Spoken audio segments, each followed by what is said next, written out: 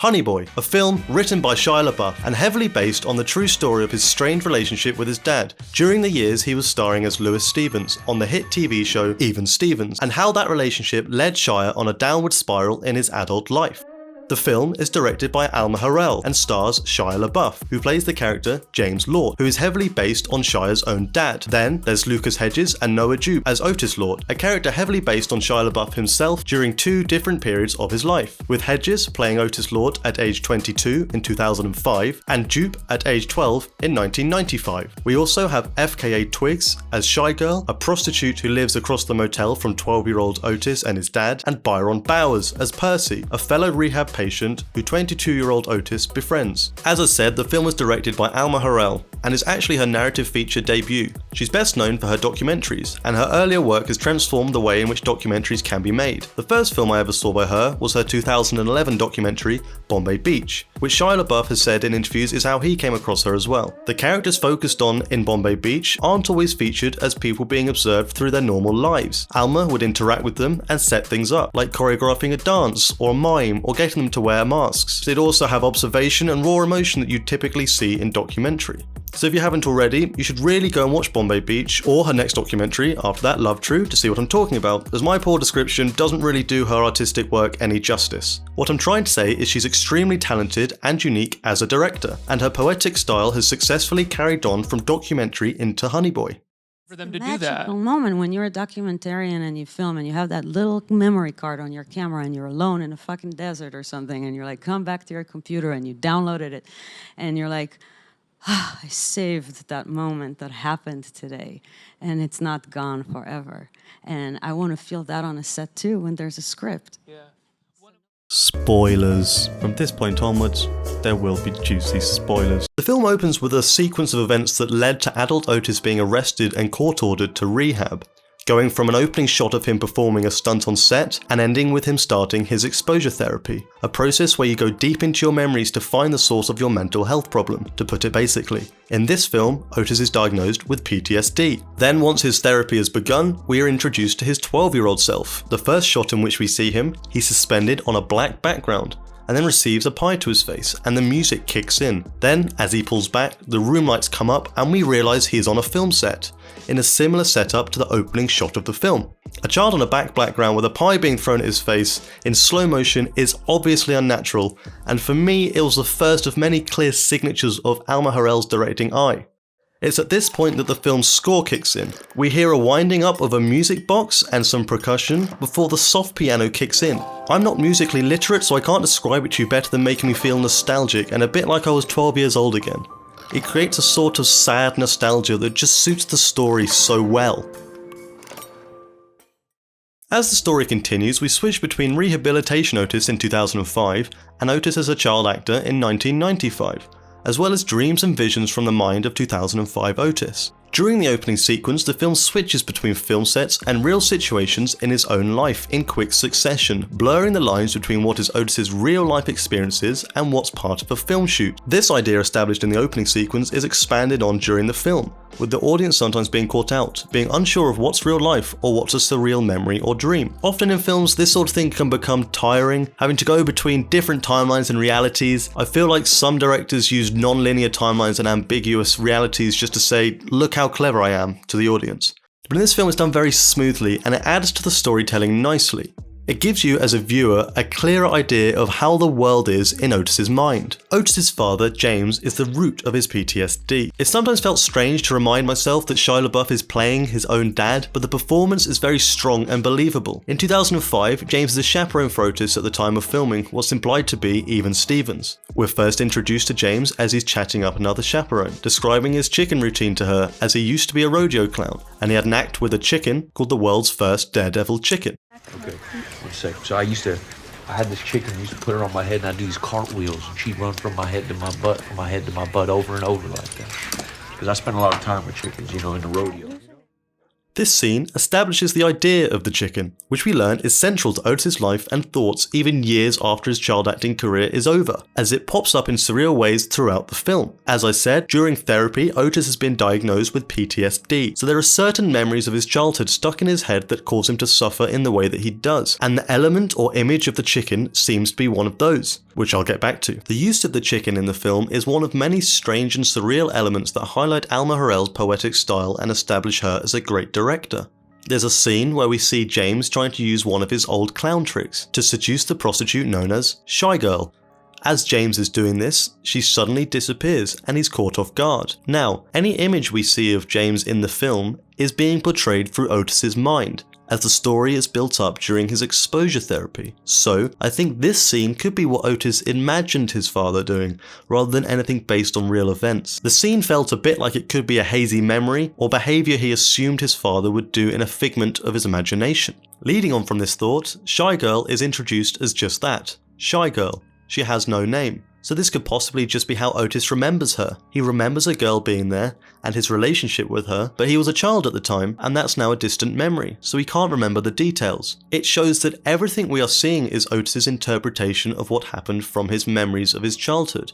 Like when you recite a story but can't quite remember details, like a person's name. This is another element that to me just helped to make the film sort of feel like a memory. My favourite scene is probably when Otis is staring, crying through the window, looking at his dad. That day, or earlier on at least, Otis had shot a scene for quote, Even Stevens, with his fictional father, where the fictional dad says, "I love you, son," which upsets Otis on set. Cut to later that evening, or later on in the story at least, and Otis is watching his dad from outside a window and starts speaking to him. Then he's inside, leans into his dad's ear, and tells him how he feels. His dad turns and says, "I love you, son," but it's in the voice of Otis's fictional dad from the TV show. At this point, there's a sharp realization that this isn't actually happening. We cut to reality, where Otis does actually confront his dad about his feelings, but Otis ends up getting smacked in the face. Again, we're seeing different interpretations. We see the response that Otis wanted versus the response that he got, portrayed in this surreal, dreamlike way.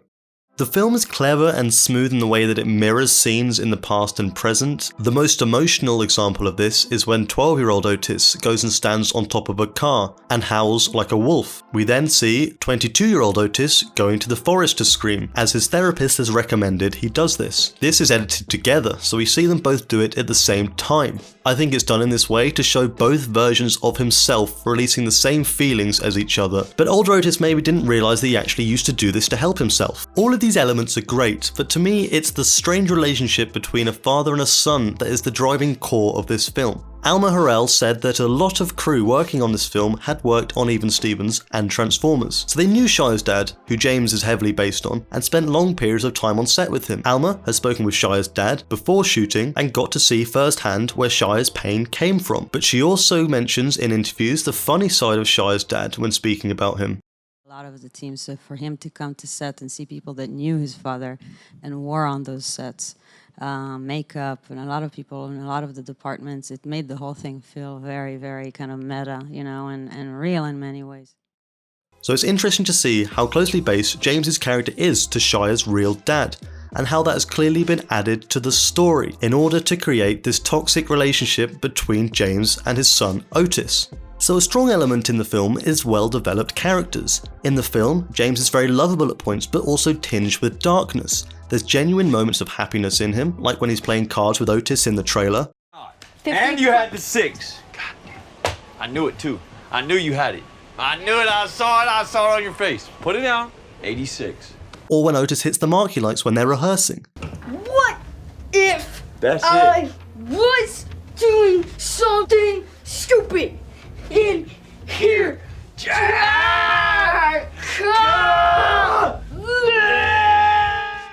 There's lots of times when you see him being compassionate and loving, but it's in more of a dickish friend or brother sort of way. Clearly not a father figure. He'll have restrictions with Otis, like yes, you can have a cigarette, but don't drop the cigarette butt on the ground. So he has strange morals that in the real world you would not associate with someone who is looking after a 12-year-old. He has toxic behavioural patterns. He'll behave as if he's being nice and bring someone in, before snapping and abusing them. One pretty funny scene for me is when James invited Tom over for a barbecue. James gets to know him through conversation while they have a barbecue, before telling him if he goes near his son again, he'll face his family's skulls, before throwing him into a pool and telling him to get his own kid. It's like James has built up a wall around himself and Otis, and he is clearly threatened by other people trying to be a father figure in Otis's life. But his bursts of anger aren't just aimed at adults. When Otis confronts him about being a better dad and shouts, "Shut the f*** up," James then seems to start listening and being nice, saying he'll change, before he snaps and slaps Otis around the face so hard that he falls over. It's here we start to see a more sinister side of James and really understand why Otis wound up with PTSD later on in life. James is going through alcohol therapy himself, but in the form of AA meetings. During therapy, Otis says that his father's AA stories were an amalgamation of other people's AA stories, which makes me uncertain of what's true in his father's past and what we actually do know about him. Which links to my point about how some of the memories might be different to reality, as we're seeing James through the memories of his now adult son Otis. But the stories Otis originally heard from his dad were possibly false in the first place. At one point towards the end of the film, when Otis is following the chicken, James tells Otis that alcoholism is passed on through the generations of people who are hurting and don't know what to do. What I really like about this film is that the chicken is sort of used as a device to establish when adult Otis is dreaming. For example, when he finds the chicken under the bed, in the scene where he's juggling the wool balls in his room. He drops one under the bed and goes to retrieve it, pushing past loads of strings of wool, and is shocked to find a chicken under his bed. Then he wakes up. You think to yourself, of course that was a dream, there was a chicken under his bed, but you only realise when he realises that that was a dream. A similar feeling from when you wake up from a dream in real life, when you wonder how you could possibly have perceived that as reality. So although not an original idea to have an audience deceived by a dream, it was done nicely, in a way where the audience can look back and know that that was obviously a dream, and almost feel stupid for getting sucked into it. In the closing sequence, 22-year-old Otis follows the chicken all the way to the motel where he used to live with his dad, and he finds his dad at home dressed as a clown. They hug and sit by the pool, and his dad says, "Nobody hates me anymore," or something similar. Then, they are riding on a motorbike, but James is on the back, like Otis used to as a child. So, the chicken led Otis to his dad, and in turn allowed him to get closure on the pain that his dad had caused him. It was similar to the other visions he'd had in rehab, which involved the chicken, but this time he understood its meaning. It was a metaphor for him realizing, whether in his subconscious or dream, that he should go and see his father to finish off his healing process. In real life, Shia did go to find his dad after not speaking to him for 7 years, after writing most of the script for Honey Boy. This real life meeting helped him to write the end of the film. I really like this, and I think literally going to see his dad would have been a weaker ending. As an audience, we didn't really need to see an old version of his dad and an emotional reunion. The surreal meeting with his dad dressed as a clown, looking as he did back in the day, worked really nicely. I think it's better off seeing a visualization of him realizing he needs to go and find his dad to close off his therapy than to actually see a real meeting. To summarise, the film left me feeling emotional and sad, and I wanted to know more about the characters and their relationship and life, but in a good way. The film was really bleak, but also really charming. Otis and James get on so well and are so close, but are also so distant and don't understand each other. You see a world where smoking, prostitution, drugs, alcohol and violence is normalised to a 12-year-old. It's unsettling to watch at times, but you can't look away. The film is so well written, and is a strong film writing debut for Shia LaBeouf, with a script that's obviously extremely personal.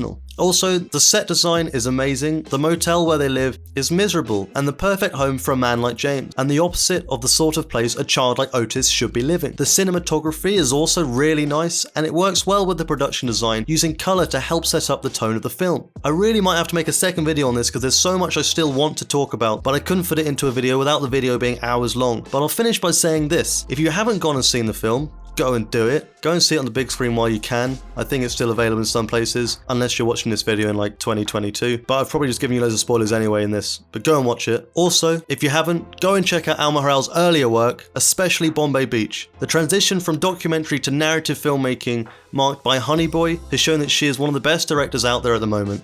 And I'm looking forward to seeing what else she has coming up in the future. So, if I was to rate this film, I'd give it a solid, ooh, lovely out of, ooh, nice.